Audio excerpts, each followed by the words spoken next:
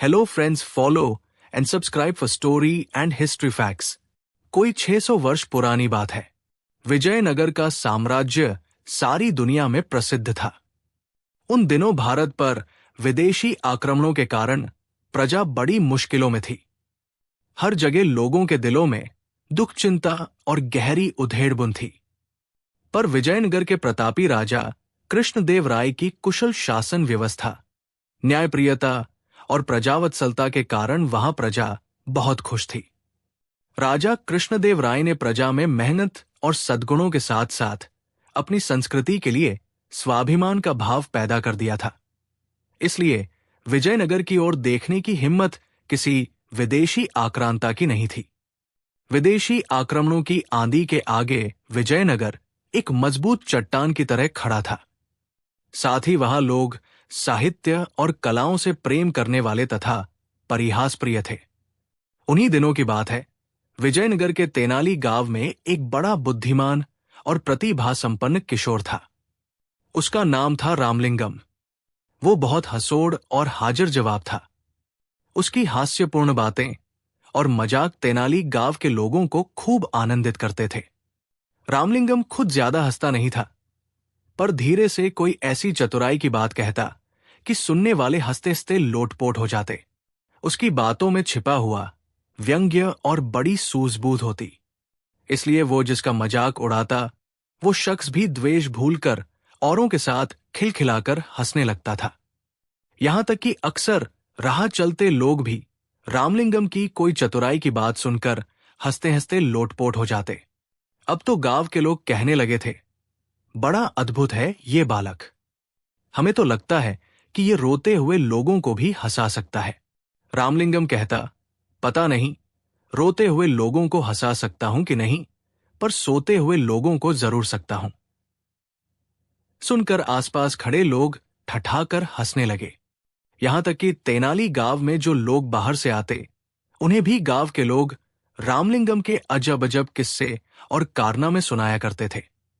सुनकर वे भी खिलखिलाकर हंसने लगते थे और कहते, तब तो ये रामलिंगम सचमुच अद्भुत है। हमें तो लगता है कि ये पत्थरों को भी हंसा सकता है।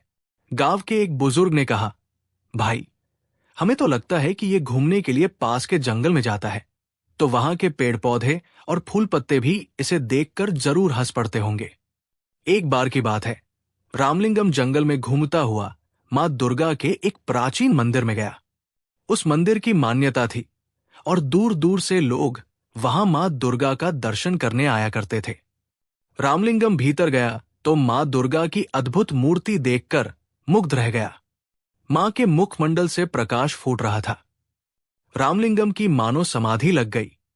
फिर उसने दुर्गा माता को प्रणाम किया और चलने लगा। तभी अचानक उसके मन में एक बात अटक गई। मां दुर्गा के 4 मुख थे, 8 भुजाएं थी।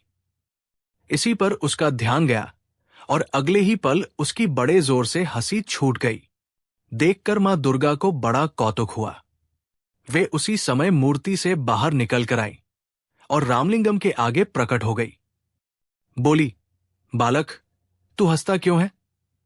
रामलिंगम मां दुर्गा को साक्षात सामने देखकर एक पल के लिए तो सहम गया, पर फिर हंसते हुए बोला, क्षमा करे मां, एक बात याद आ गई, इसीलिए हंस रहा हूं। कौन सी बात? बता तो भला, मां दुर्गा ने पूछा। इस पर रामलिंगम ने हंसते हंसते जवाब दिया, मां, मेरी तो सिर्फ एक ही नाक है, पर जब जुकाम हो जाता है तो मुझे बड़ी मुसीबत आती है। आपके तो 4 मुख हैं और भुजाएं भी 8 है, तो जब जुकाम हो जाता होगा तो आपको और भी ज्यादा मुसीबत। रामलिंगम की बात पूरी होने से पहले ही मां दुर्गा खिलखिलाकर हंस पड़ी। बोली, हट पगले, तू मां से भी मजाक करता है। फिर हंसते हुए उन्होंने कहा, पर आज मैं समझ गई हूं कि तुझमें हास्य की बड़ी अनोखी सिद्धि है। अपनी इसी सूझबूझ और हास्य के बल पर तू नाम कमाएगा और बड़े बड़े काम करेगा। पर एक बात याद रख, अपनी इस हास्य वृत्ति का किसी को दुख देने के लिए प्रयोग मत करना। सबको हंसाना और दूसरों की भलाई के काम करना। जा, तू राजा कृष्णदेव राय के दरबार में जा, वही तेरी प्रतिभा का पूरा सम्मान करेंगे। उस दिन रामलिंगम दुर्गा मां के प्राचीन मंदिर से लौटा तो उसका मन बड़ा हल्का फुल्का था। लौटकर उसने मां को यह अनोखा प्रसंग बताया। सुनकर मां चकित रह गई और फिर होते होते पूरे तेनाली गांव में यह बात फैल गई कि रामलिंगम को दुर्गा मां ने बड़ा अद्भुत वरदान दिया है।